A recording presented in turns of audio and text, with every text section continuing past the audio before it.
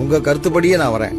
நீங்க ஒரு இந்து, நீங்க வணங்குவது கிறிஸ்து, நீங்க கிறிஸ்தவர் ஆனால் இந்து. அதெல்லாம் இருக்கட்டும். ஆனா அந்த கிறிஸ்து இந்துவா? அவர் வெள்ளைக்கார கடவுள் தானே? அவர் வெள்ளைக்கார கடவுள் இல்லை.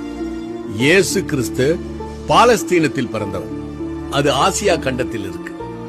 அவர் ஆங்கிலம் பேசவில்லை. அவர் பேசிய மொழி அரமேயம்.